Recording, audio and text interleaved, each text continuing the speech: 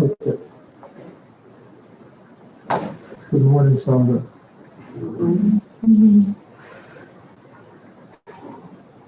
Namo tassa bhagavato arahato samma sambuddhassa. Namo tassa bhagavato arahato samma sambuddhassa. Namo tassa bhagavato arahato samma sambuddhassa. Again, good morning, and I hope everyone is well.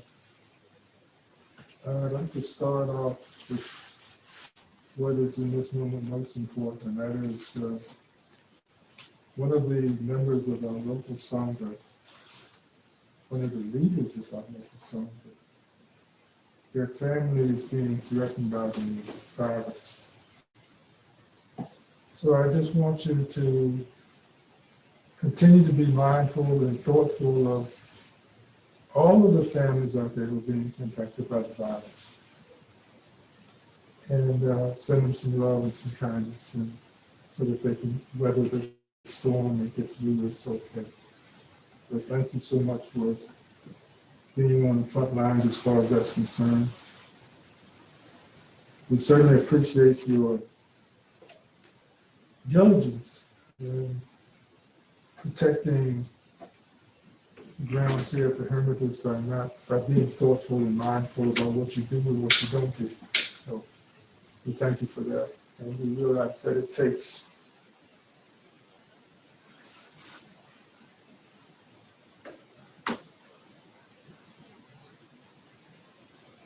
a lot of thoughtfulness, mindfulness to stay on top, to be vigilant, to do the things that not only protect you, but also protect those around you. We appreciate it very much.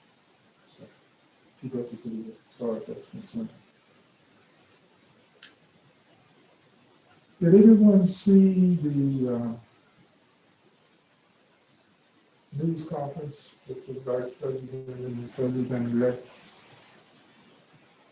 Anyone see that? Okay.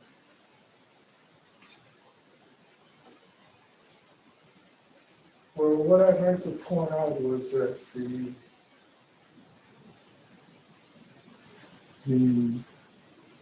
conference, if I close my eyes, I would think that they were Buddhists up there.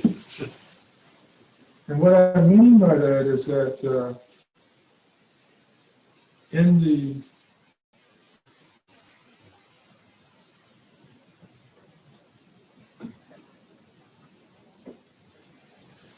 practice of the news people, they were always asking Biden questions about what would he do if Trump did this, what would he do if so-and-so did this, what would he do if someone didn't do that? And he was very, I thought, fundamental in his answers to the news reporters, and that was he accepted, or he stated his acceptance of what the president or vice president or Republicans or opposite parties might do. And he indicated that there was nothing he could do about that. And that the only thing he could do was to step into that moment. Now, he didn't use these words, but he spoke from his own point of view, his own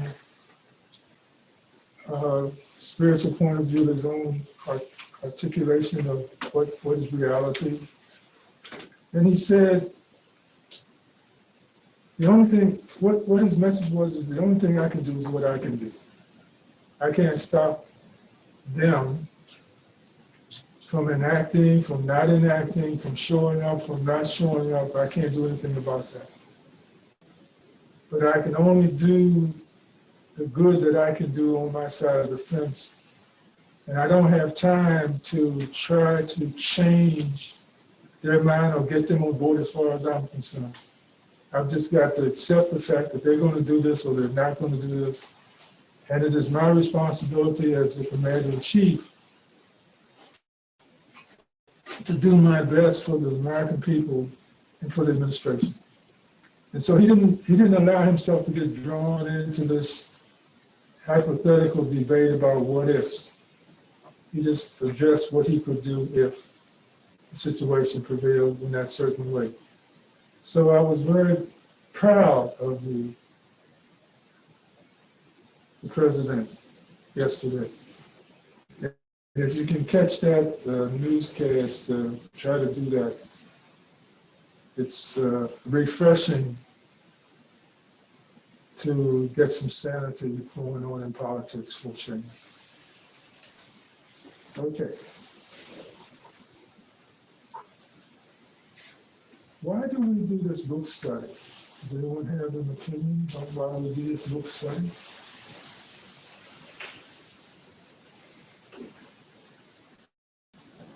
You just do it because you were told to do it? No. What do you expect to get out of it? What are you looking to get out of it when you go into your stuff?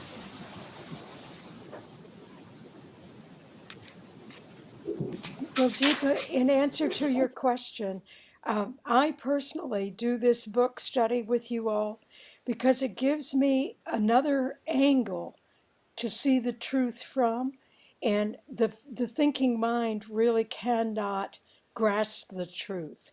According to the book we're studying right now, it's giving me a much deeper understanding of at least what's not true, so that I can get closer to being aware of what is actually true. So I feel like I'm getting closer. This book study is helping me tremendously. So thank you for asking that. Wonderful. Okay, that's great.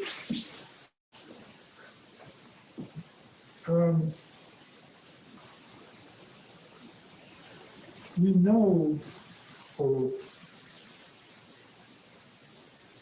the book study is, in my opinion, designed to help those who don't see to see, to understand and then realize that all phenomena, all objective phenomena is Dharma. But as long as we see that as this and that, we don't see the bare bones lessons that are hidden in the body of the object itself. We just see the object. What do I mean by that?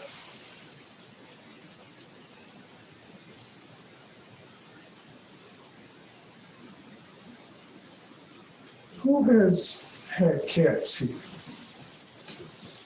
Who's had what? Cats. Cats. I Yeah. know. Yeah, okay, all right. What is the difference between a cat box and a sandbox? There's mess in it. Depends on if the cat can get into the sandbox. Okay. So we can see that it depends upon how we view it and what we look at it as and the function we use it as, that determines for us what we see when we look at it, right? So we don't see the truth with our own eyes until we know the truth. We only see what we think we see, and that is shaped by our perception. And our perception is shaped by the information we've been given by our relatives, like the ones who brought us up, the ones who pointed the way, whether it was a guidance counselor or a relative or a minister or a priest, who told us that is that. And since the time we were told that that was that, we walked around with a certain point of view about that particular object.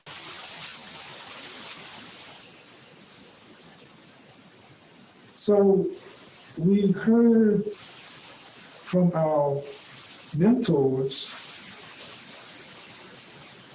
who this group of people are, and who that group of people are, and who that group of people are.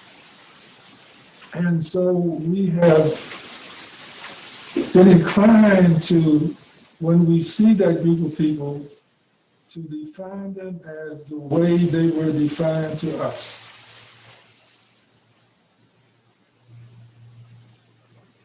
And we continue to do that until we see for ourselves that that is not true. That there is something that I'm missing, that is something that I don't see, that will give me a clear understanding of what it is that I'm looking at, the object of my attention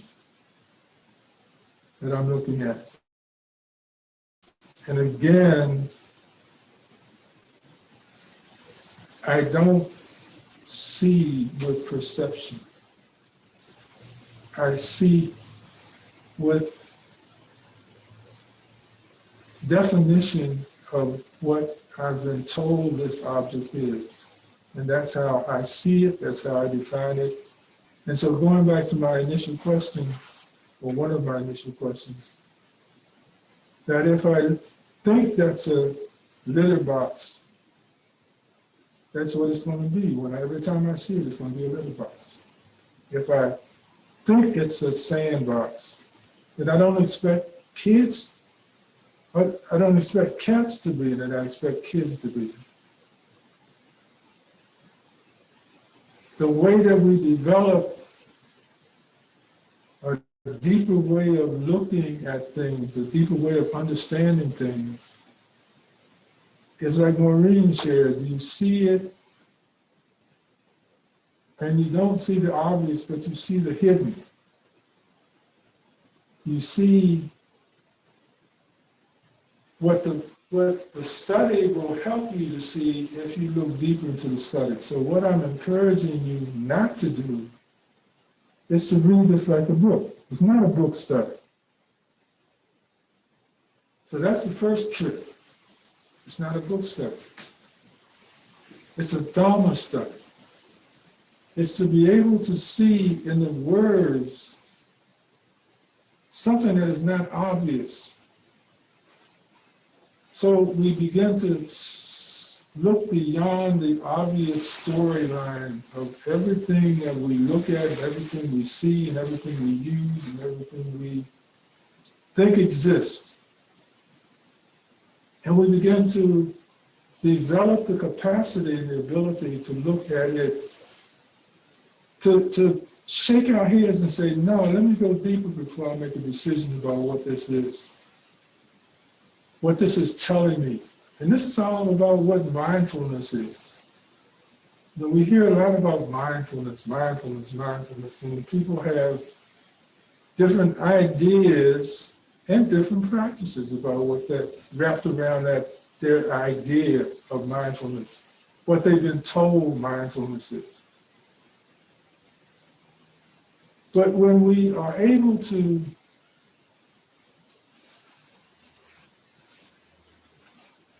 be in the moment without convention, without definition, without wanting to immediately define that reality as something, then we can wait and see what it reveals to me, see what the real object of his message is. And to then see deeper, see the Dharma in the message. So, who read the chapter? Most of you, very good. What did you see in the chapter? When you read it, what did you understand about what the writer was telling you about his experience?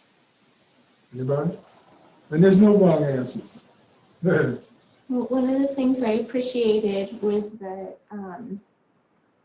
he was asking about the people and their lives so he could effectively help them from where they are to be able to, Venerable talks about the percentages. If somebody has 10%, you bring 90 or 50-50.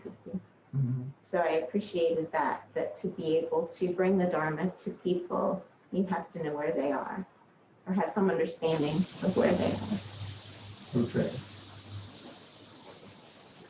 Specific to that, we have to also stay open to the fact that what we perceive is their lack of understanding or their lack of objectivity about something. Might be because they're looking deeper than we are. So,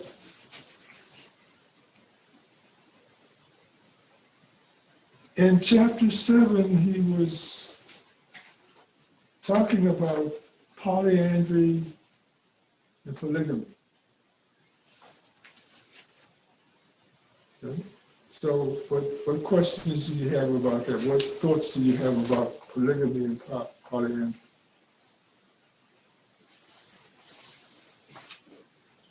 One of the things that I found really kind of lovely about the way he described this was that, and he says, well, this would never go in the West. And it's like, yeah, you're right. It's what we're raised with that is our norm. And there seemed like their approach to it did not feed the jealousy, did not feed the me first thing, but rather it seemed like theirs was a cleaner way of seeing it with less judgment and less condemning. Very good. Anybody else?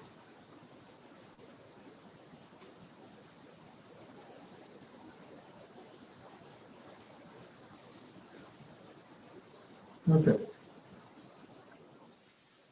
Here was the first thing that jumped out to me. It was very obvious to me that this way of presenting and living in relationship eliminated the bastard.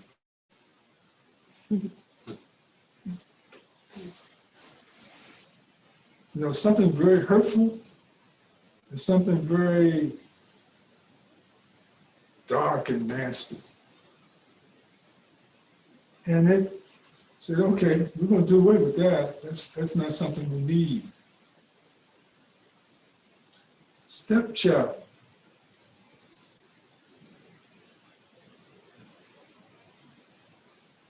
Why do we need the stepchild? If we invited a child from a different relationship into our family, why do we need to define that child as different from the children that are already there? Why can't we bring them in and say, here's your brother, or here's your sister? Why do they have to be stepchildren?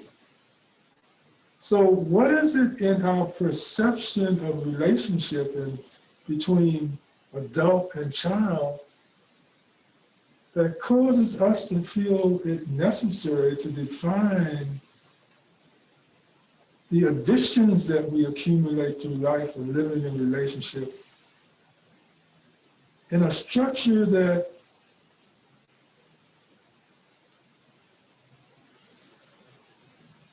makes them or defines them as not as good as those who were there first? Yes. So as I was reading that, and listening to you this morning or this afternoon, is realizing that they were brought up with that. The culture says this is how we do this, versus me growing up in the West, learning that this is how we do it. This is what we believe. And even thinking of the Mormons or thinking of other cultures within the US and how it was determined bad or good or right or wrong. So that is what stood out for me, is like, this is how it's always been. Just an open, and even at one point, he described, I forget exactly where, if there's a son or a child, then the husband just brings it in. It just isn't even thought differently. This is just what we do. Yeah. Yeah. So then this brings us around the circle for God to the fact that we have to be open enough and skillful enough to, first of all, not walk into a situation thinking we know what's good for you. We have to be, in my opinion, willing, as this author is, willing to walk with them, walk with the people that we're there to help, so to speak, that we feel are destined to help out of our perceived lack of what they don't have, and that I can give them something. That ego that says, I know what's good for you. And I'm going to tell you about how we live, because the way we live is better than the way you live. More godlike, more economical. What do you think this whole thing about children belonging to or not belonging to has to do with economics? So it's about stepping in, as we do with our mindfulness practice, and not being so eager to right away change the dynamic of what we stepped into. Because first of all, we accept the fact that we've been shown that we don't really know what we're stepping into. That we must spend some time, and I don't know who said this, maybe someone who does, walking in their shoes before we can make decisions about what's best for them. That it doesn't necessarily mean that because we practice it in culture or the country that I'm from, that means that I know more about what you should do about this situation than you do. So it slows us down. It demands that we respect those that we are volunteered to help. That we don't know until we know who they are and what they need. The book, the chapter, and I'm sure the whole book, begins to demonstrate to us that really why we're there is to learn something for ourselves, to carry back into our own culture and embed it in it so that we won't be as greedy, as cruel, as judgmental as we are, as selective about who we give our love to, who we spite, who we punish, who we judge. That we have to set the template, the temperature, the intention in our own minds and vision in a way that allows us to walk into your house with respect.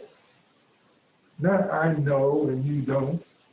Not I have and you need. But let's first get to know each other. I don't know myself, so how can I assume to know you? Yes. I'm reminded of when I was working in the schools and the system says they come to you in the school building, and then you get to know 7 hours of them, which is better than an hour. But being able to go out and do home visits. And when I did that with the last group of kids, they were surprised to see me. And the first thing was, what did I do wrong? What's wrong? And when I said, nothing, I just wanted to come see you. And they couldn't quite grasp that that would be something that didn't have any intention other than to just come. Of course, I had some intention of wanting to just see and be with them, but it was very difficult for them to see that. And it took some time for them to open up, and then pretty soon more kids came. And that was true when I visited in Tibet or India.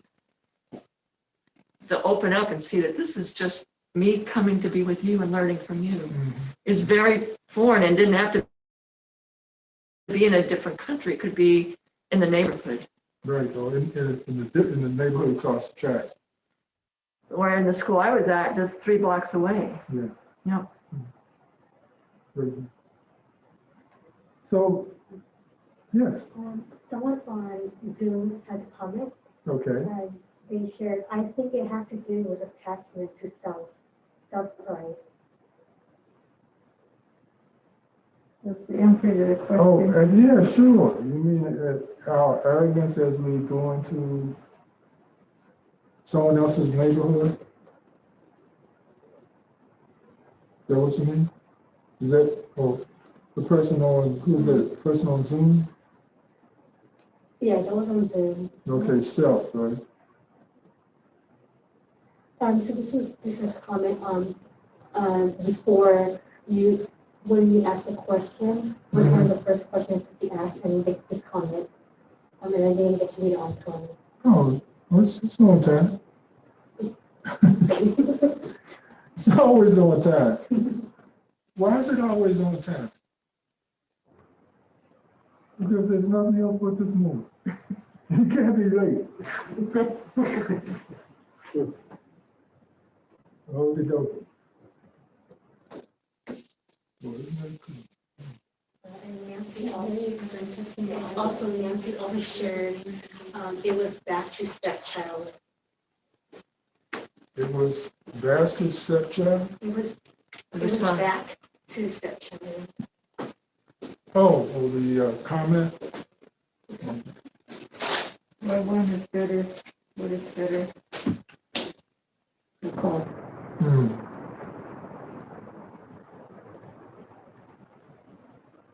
Okay.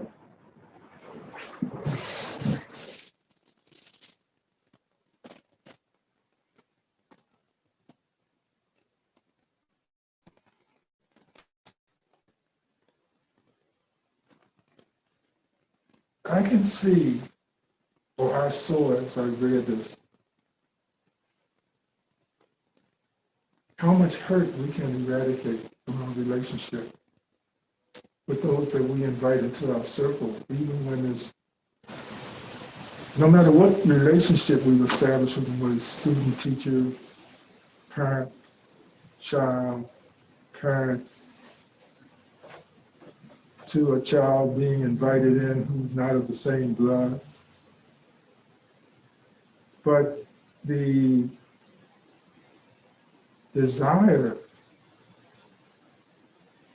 before we even invite them in, before we even adopt them as one of our own, that we make a commitment that says we will make them welcome, we will make them feel loved and respected and appreciated. We will honor them. I don't know how many relationships start with the concept of honoring their presence and their being, that they get the impression from our own demeanor that they are more important than I am.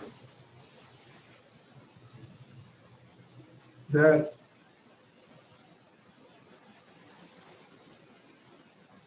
it's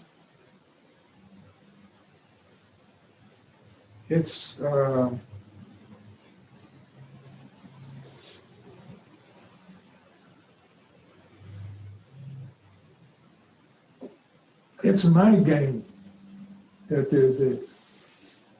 It's not that I'm doing something for you. It's my game to have you in my family. And I'm honored that you chose to be a part of my family. So this is the kind of heart that we are supposedly developing. That ultimately, this chapter is that nobody is not family. Everyone is family.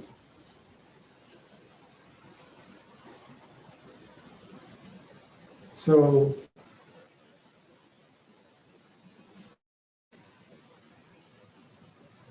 as we go along our way, as we do our practice, as we walk our walk, as we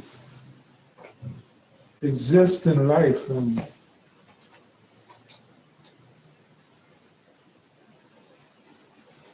honor who we think we are,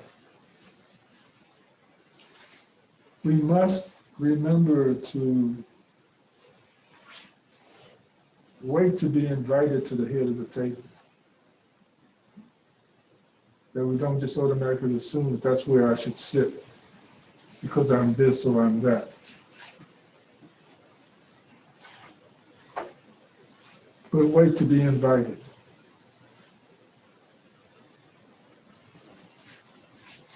To be honest and acknowledge why we're there in the first place.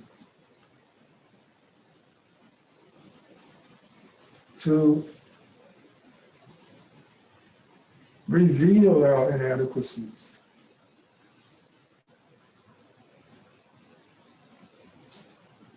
All of this is necessary to bond, to open our hands and our arms and show we have no weapons. Oh, okay. So to open our arms and hands and show we have no weapons. That we are harmless.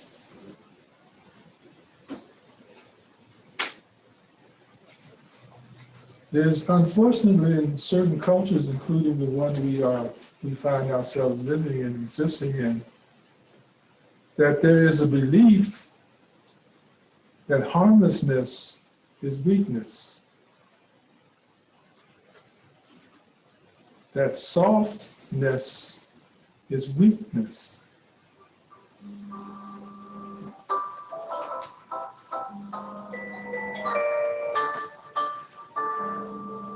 And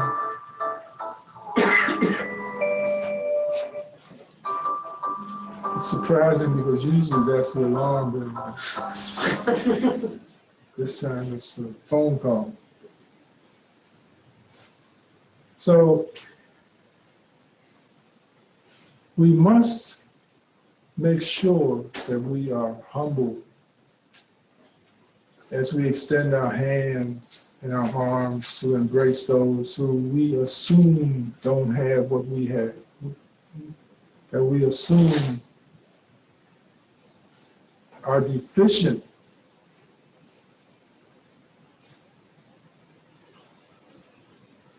So remember that as I'm looking at something going on out here. Oh, okay. So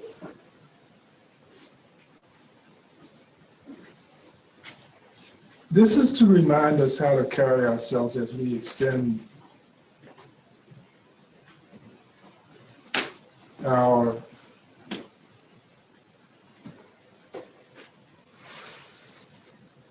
gift to someone else. So, any comments? I have a comment for you. I'm listening. You asked in the beginning, I'm studying this book, this particular book. Mhm. I've been thinking about the title of the book, Beyond the Himalayas. You know, it's almost like this man had to go to this so-called mystical place, the Himalayas, to realize that the real teachings of embracing the truth are about letting go of our identification. Mhm. Like you're talking about welcoming those into our heart or our family. And if I look at that and I think about that, the not welcoming is me taking a position that they're not of me. Mhm. So everything is always pointing back to the clinging to identification, where and what we do with that.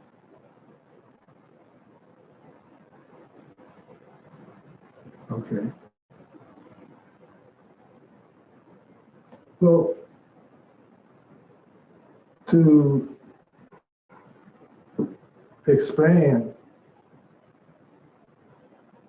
it's not just this book we read, it's every book we read. It's every movie we see, it's every TV show we look at. It's every conversation we have with the neighbor. It's any and every interaction with another object in reality. So whether it's a Tibetan or whether it's a movie or whether it's a relationship with a neighbor, it's, in my opinion, to remember, it's my responsibility to remember I am not coming there to give, I'm coming there to get. I'm coming there to learn from you how to be a better person.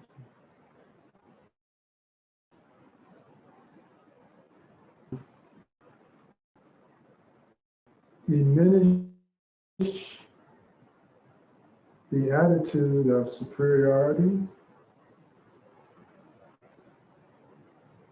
of even selfhood, because I no longer feel that I am in the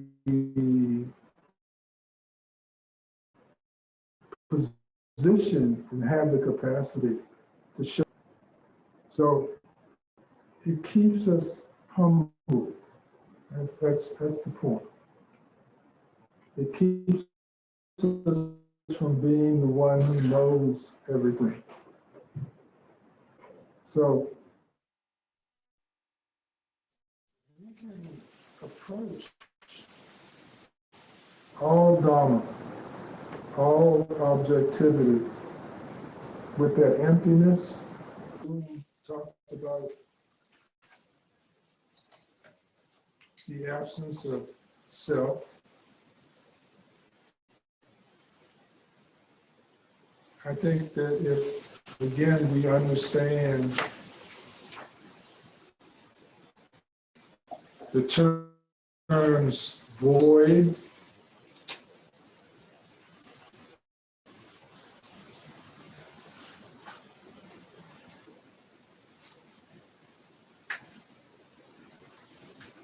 and to a lesser degree, emptiness and nothingness or nothing.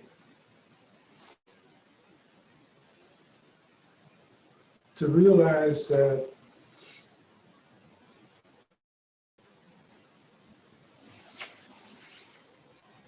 this book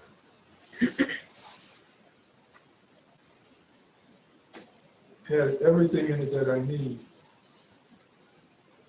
to learn to be a good friend, a good neighbor, a good mate, a good husband, a good wife, a good friend.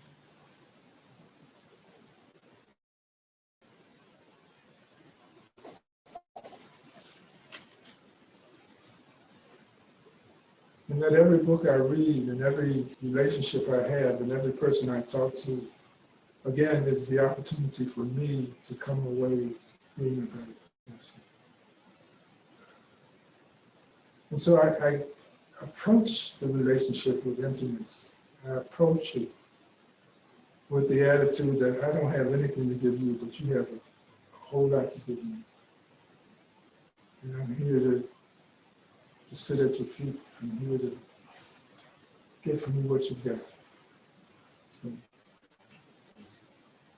if we can do that with every relationship we have, with every person we know, where we can get away from the labels that certain cultures have affixed on certain groups.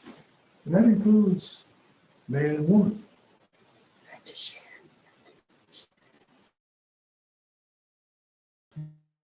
You gotta share? Okay.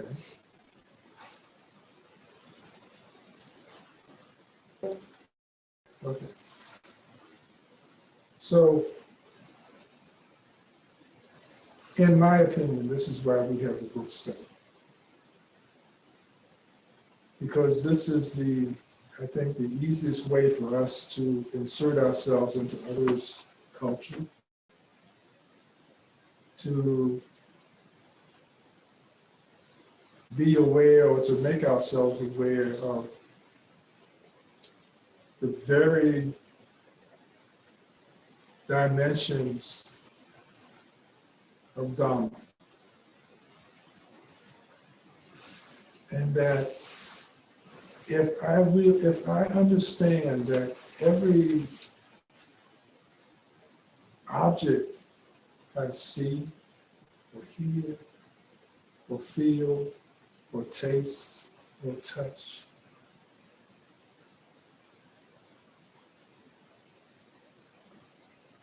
has something embedded in it that's not obvious.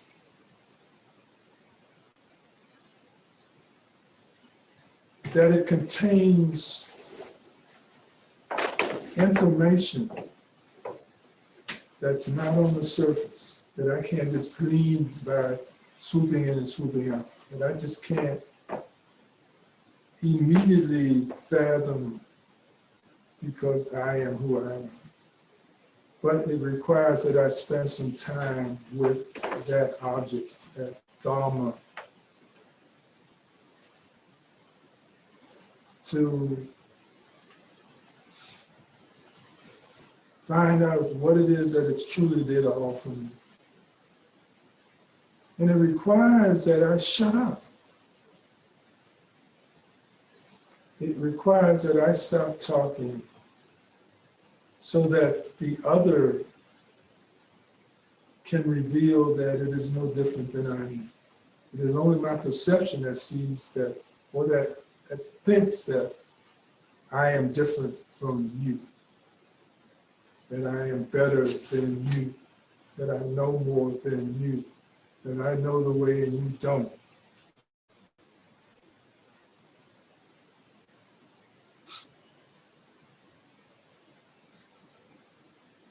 Yes.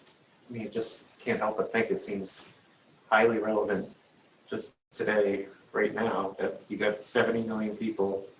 You don't want to talk to 70 million other people because those 70 million don't think the other 70 million have anything that they can say that's going to be any truth. So you can't even have a conversation because, and that's just an immense amount of people who can't have a conversation with each other, because if that 70 million just drop what they think is right and we drop what we think is right, you could actually have the conversation. That's true. But there's also the possibility that I'll just accept the fact that we don't have a conversation and shut up. You know, not, again, it's in my opinion, it's about learning how to be soft in my approach and not forcing myself on you.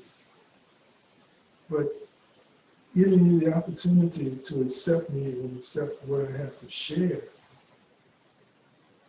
only after I have convinced you that what I have to share is good for you and good for me. And what you have to share is good for me and good for you. So I have to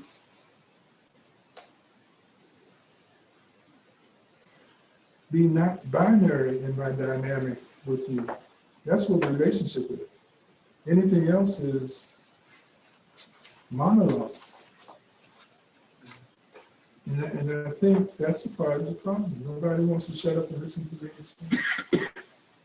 Everybody wants to tell the other side what is best for the other side. So, again, practicing mindfulness helps us to practice having a relationship with our mouth closed and listen, just being there.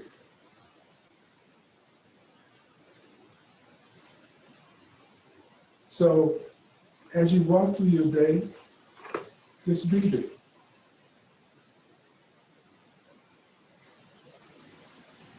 And let the day tell you what it has come to be. Have a true relationship with the moment.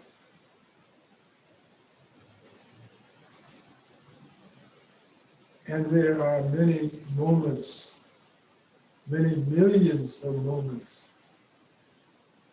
in the snap of a finger.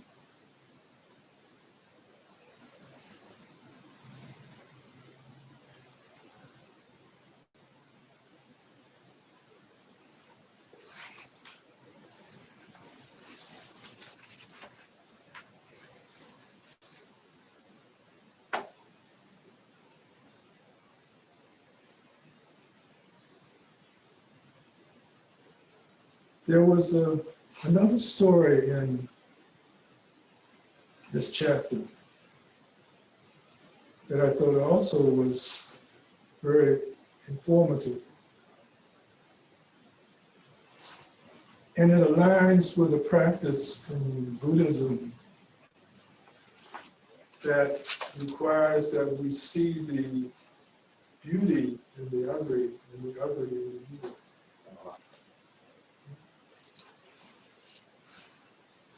So what happens when we see the beauty in the ugly and the ugly in the beauty? What happens? For me, what happens, seeing the beauty in the ugly and the ugly in the beauty, is gratitude. That arises from experiencing finding beauty in the ugly, or even finding ugly in the beauty.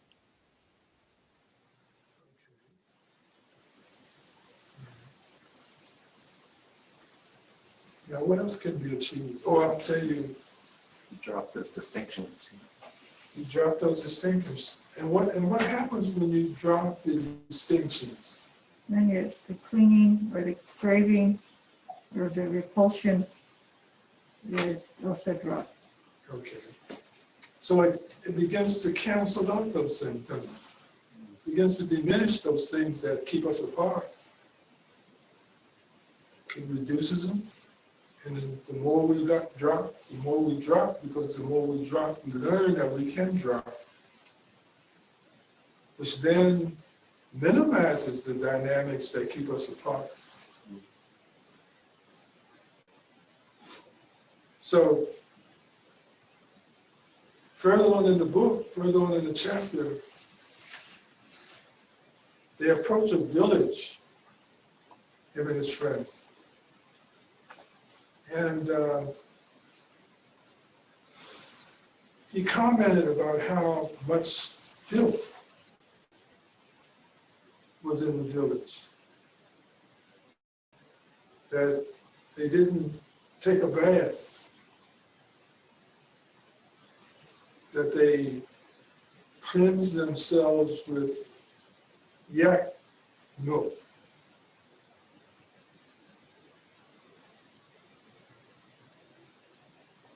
they threw their garbage and their trash right outside their door.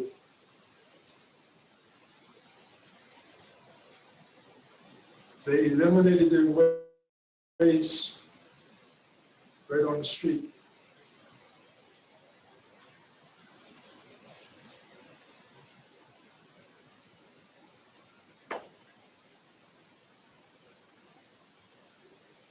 And he felt repulsed by those behaviors.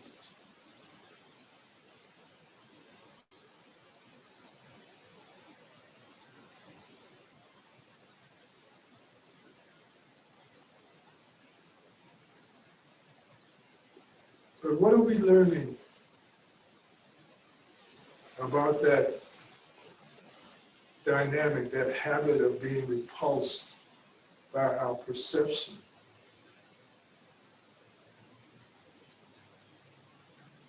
We're learning that it's false. That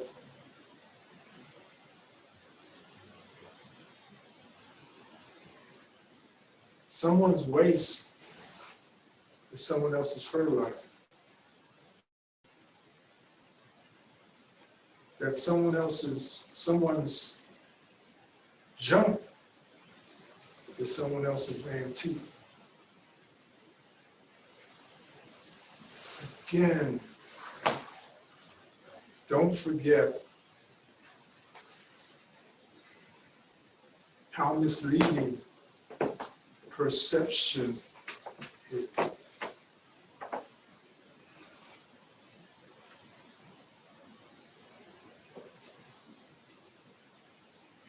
And not be fooled by it. Deepa, So one again, part. Oh, I'm sorry. no, go ahead. Oh, one part that stood out to me when we were talking about the finding the beauty in the ugly was the part where he wanted to see the burial process, which is very different than our burial here. And they don't bury in mineral, they bury in animal.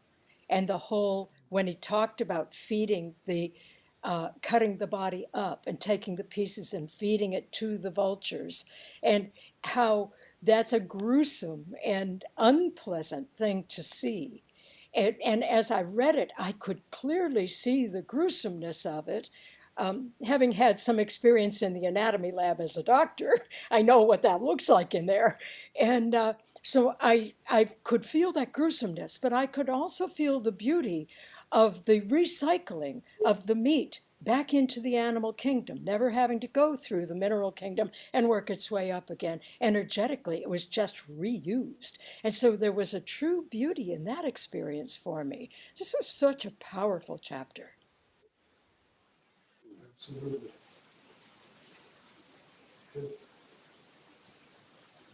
It's like being able to look back into yourself and ask yourself why you think your way is better than their way. So is it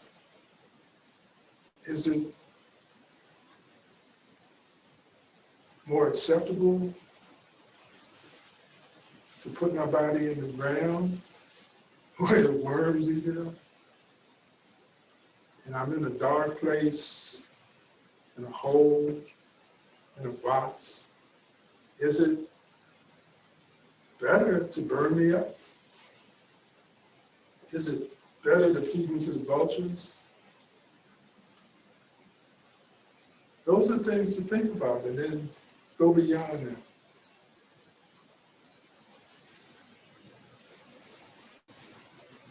Yeah, it's a lot of beauty out here to find. It's a lot of love out here to find. It's a lot of kindness out here. It's about a confusion out here. It's a lot of confused people because they believe that their perceptions are the truth. This is what they see. So when they see me or they see you, they see someone who doesn't understand, and I'm going to inform them of the way of living.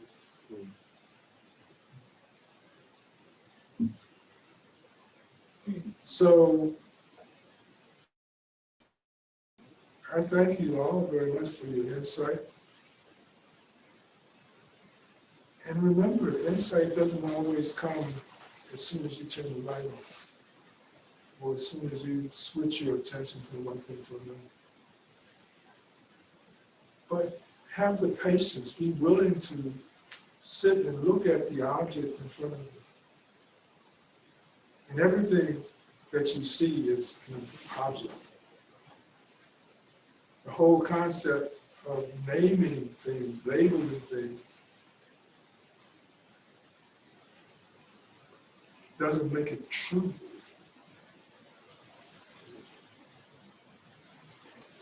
But we think it is until we find that it isn't. So,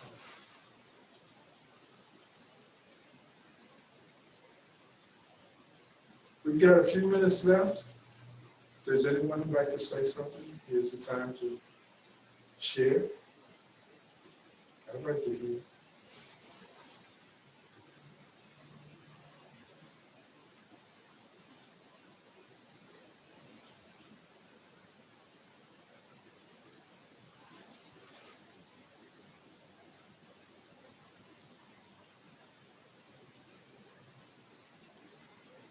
Nobody?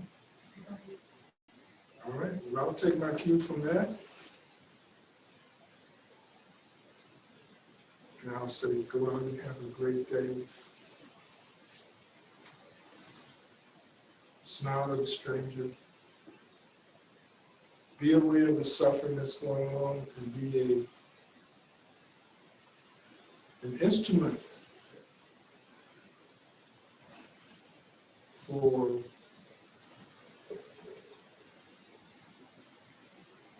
helping our friends and neighbors get through this. So,